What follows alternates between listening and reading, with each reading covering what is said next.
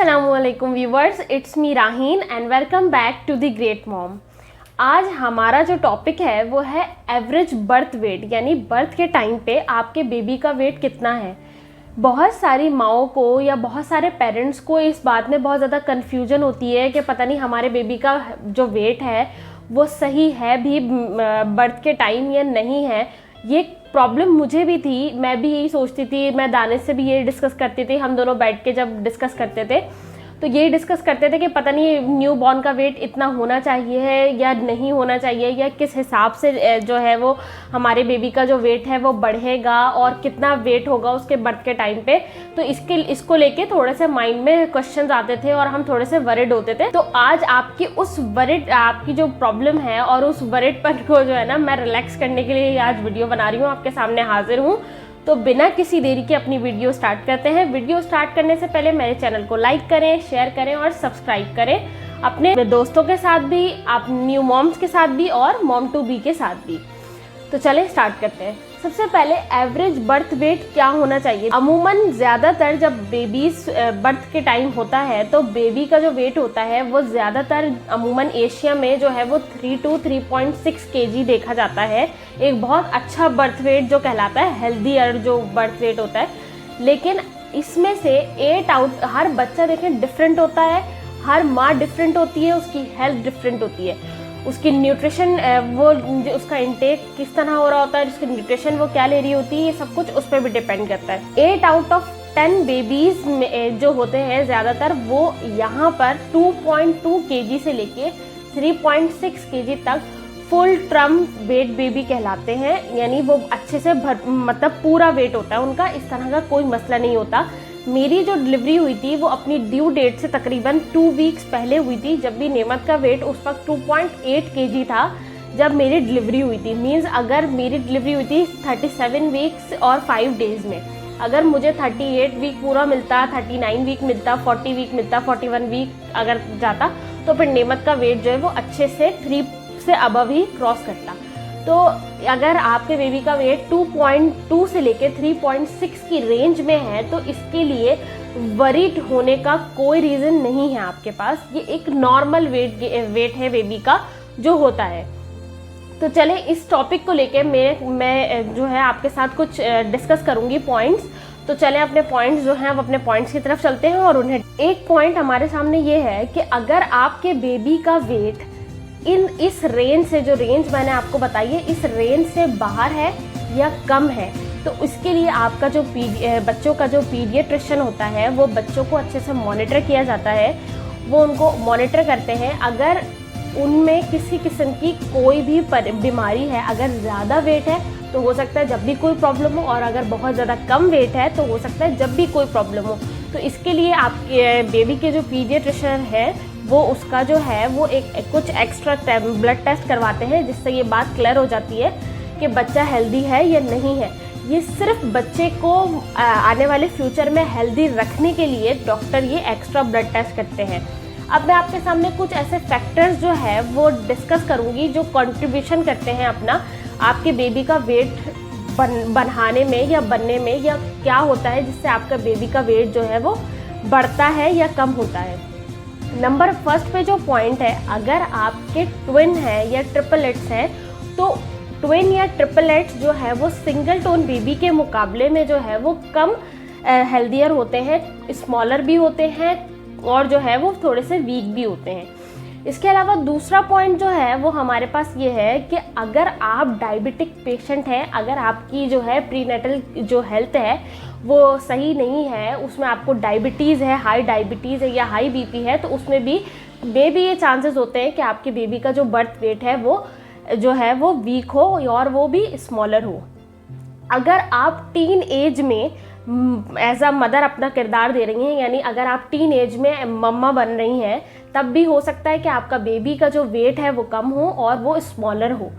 अगर आप अंडर 25 हैं तब भी बहुत सारे केसेस में ऐसा देखा गया है कि अगर अंडर 25 विमेंस के भी जो है वो अमूमन कम ही, यानी थोड़े से वीक भी होते हैं और स्मॉलर भी होते हैं। अब इसके कि अबव 25 जो विमेंस होती हैं उनके बेबी ज़्यादा हेल्दियर होते हैं। अगर आपने प्रेगनेंसी में अपना न्यूट्रिशन अच्छे से नहीं लिया है, अपना इंटेक अच्छे से नहीं रखा है किसी भी चीज़ का, ना फ्लूइड्स का ना जो है न्यूट्रिशंस का, तो भी मे बी ये पॉसिबल है कि आपका बेबी तब भी स्मॉलर हो और थोड़ा सा वीक हो। अगर आप ओवरवेट हैं, अगर यानी प्रेगनेंसी के दौरान आप ओवरवेट हैं, तो हो सकता है कि मे बी आपका जो बेबी है वो भी हेल्दियर हो। और अगर आप वीक हैं बहुत ज़्यादा, तो मे बी ये पॉसिबल है कि आपका बेबी भी जो है वो वीक होगा। आगे वाला जो हमारे पास पॉइंट है वो ये है जेनेटिक्स, यानी आपका यानी मदर का उसकी बर्थ के टाइम पे जो वेट था वो भी देखा जाता है, और आपकी प्रेगनेंसी के दौरान से लेके आपकी डिलीवरी तक आपके हब्बी और आपका कितना वेट रहा है, ये दोनों चीज़ें भी बहुत इम्पॉर्टेंट रोल जो है वो प्ले करती हैं बेबी का वेट गेन होने में और उसको लॉस होने में। आपका फर्स्ट न्यूबॉर्न बेबी है या ये आपका फर्स्ट बेबी है, तो आपका फर्स्ट बेबी का वेट हो सकता है कि मे बी वो स्मॉलर हो, थोड़ा वीक हो, आपके आने वाले बच्चों के वेट के मुकाबले में वो आपको थोड़ा सा वीक लग सकता है। अगर आपकी गर्ल है, बेबी गर्ल है, तो हो सकता है कि उसका वेट जो है वो बेबी बॉय के मुकाबले में थोड़ा सा कम हो, क्योंकि माना जाता है कि बेबी बॉय का वेट जो है वो थोड़ा ज़्यादा होता है हमेशा बेबी गर्ल से। चले तो अब हम अपना दूसरा टॉपिक जो है वो आपके साथ डिस्कस करते हैं, जो है हमारे पास न्यूबॉर्न वेट लॉस। अगर जैसे ही आप हॉस्पिटल से डिस्चार्ज होती हैं अपने बेबी को लेके, तो हमेशा बर्थ के बाद बेबी 5 to 10% जो है वो अपने बर्थ वेट से 5 to 10% जो है अपना वेट जो है वो कम कर रहा होता है, लॉस कर रहा होता है। उसकी एक वजह ये होती है कि वो जब आपके वॉर्म में होता है तो उससे बहुत अच्छा फ्लूइड मिल रहा होता है। जब वो फ्लूइड उसे नहीं मिल रहा होता, वो फ्लूइड लॉस कर देता है, देन उसका वेट एकदम से जो है वो नीचे आ जाता है। लेकिन इसमें कोई बहुत मतलब घबराने वाली बात नहीं है, ये कोई वरी की बात नहीं है, क्योंकि जैसे ही अब उसे फूड की तो बिल्कुल भी ज़रूरत नहीं होती, तो जैसे ही वो बाहर आता है आपके वॉर्म से, तो आप सबसे पहले उसे ब्रेस्ट मिल्क जो है वो अपना देती हैं। किसी वजह से अगर आपकी पोस्टपार्टम की वजह से वीक जो आपका पोस्टपार्टम पीरियड चल रहा है उसकी वजह से अगर आपका ब्रेस्ट मिल्क नहीं आप फीड करवा पा रही, तो बास बच्चे फार्मूला मिल्क पे जो है वो कन्वर्ट हो जाते हैं। तो उससे ये होता है कि अगर आप देखें कि आपका बेबी का वेट 1 वीक के अंदर अंदर बहुत ज़्यादा गिर गया है अपनी बर्थ के मुकाबले में, तो डोंट वरी, वो 1 वीक से लेके 14 डेज तक अपना वेट दोबारा से गेन करता है। जैसे ही उसे अपने मिल्क की जो सप्लाई है और अपने मिल्क की क्वांटिटी, अपने मिल्क में अच्छी कैलोरीज मिल रही होती हैं, तो उसी हिसाब से बेबी जो है अपना दोबारा वेट जो है वो पुट ऑन कर लेते हैं, और अपने बर्थ वेट पे वापस आने के बाद वो जो है दोबारा से और अपना वेट जो है वो बढ़ाने लगते हैं। तो इसमें कोई भी इतनी घबराने वाली बात नहीं है।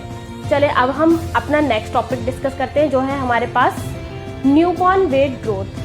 टिपिकली जब आपका बेबी अपना बर्थ वेट दोबारा से पुट ऑन कर लेता है, तो उसके बाद वो 4 to 6 मंथ में हर वीक यानी हर 1 वीक में अपना वेट जो है वो बढ़ा रहा होता है, यानी 1 to 2 पाउंड या इससे भी ज़्यादा आपके बेबी का वेट हर वीक में बढ़ रहा होता है। 6 मंथ के बाद आपके बेबी का वेट वीक्स में नहीं बढ़ता, आपके बेबी का जो वेट होता है वो 1 मंथ में बढ़ता है। मतलब अगर आपका बेबी 7 मंथ में है तो उसका पूरे महीने में 1 to 2 पाउंड्स बढ़ेगा। लेकिन अगर वो 4 to 6 मंथ में है, देन उसका एक वीक में 3 पाउंड्स भी बढ़ सकता है, 2 पाउंड्स भी बढ़ सकता है। बहुत सारे बच्चों का 3 to 4, 6 पाउंड तक बढ़ता है एक एक वीक में।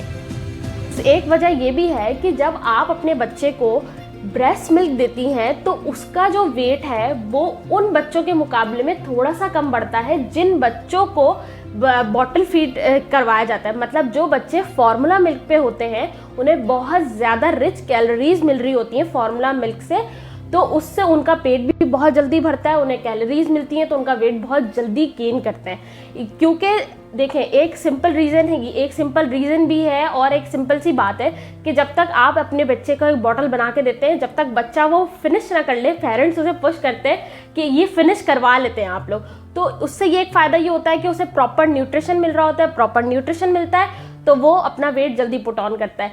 ब्रेस्ट मिल्क में होता ये है कि अगर बच्चे की अपनी मर्जी नहीं है, उसे नींद भी आ रही है, तो वो सक नहीं कर पा रहा, या किसी भी वजह से मिल्क सप्लाई स्लो है, तो फ़ौरन से वो कभी पी रहा है, कभी मुंह हटा रहा है, तो उसको इतनी जल्दी वेट पुट ऑन करने में टाइम लगता है।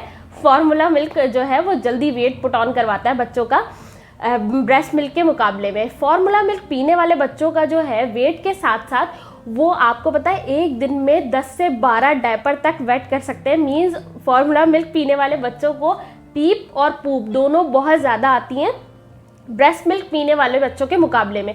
ब्रेस्ट मिल्क जो बच्चा पीता है वो अमूमन 7 to 8 डायपर्स गीले कर सकता है। फॉर्मूला मिल्क पीता है वो 10 to 12 डायपर्स तक वेट कर सकता है, गीले कर सकता है। फार्मूला मिल्क पीने वाले बच्चे तकरीबन 5 जो है दिन में पूप्स कर सकते हैं, जबकि ब्रेस्ट मिल्क पीने वाले बच्चे हार्डली 2 to 3 टाइम पूप ही करते हैं। तो सिंपल सी बात, सारी चीज़ों का जो एक तरह से कह लें कि सेंट्रल आइडिया और समरी है वो ये है कि अगर आपका बेबी अच्छा वेट, आप अगर अपनी प्रेगनेंसी में अच्छे न्यूट्रिशन लेंगी तो उसका बर्थ वेट बहुत अच्छा होगा। एंड देन आप अपना यानी बर्थ के बाद जब आप अपनी न्यूट्रिशन अच्छा लेंगी तो उस ब्रेस्ट मिल्क से उसका वेट दोबारा से अच्छा होगा। तो जितना अच्छा उसको फीड मिलेगा, जितना अच्छा उसको आपके वॉर्म में जो है न्यूट्रिशन मिलेगा, वो उतना ही अच्छा वेट गेन जो है करके आपके वॉर्म से बाहर आएगा और बाद में भी करेगा।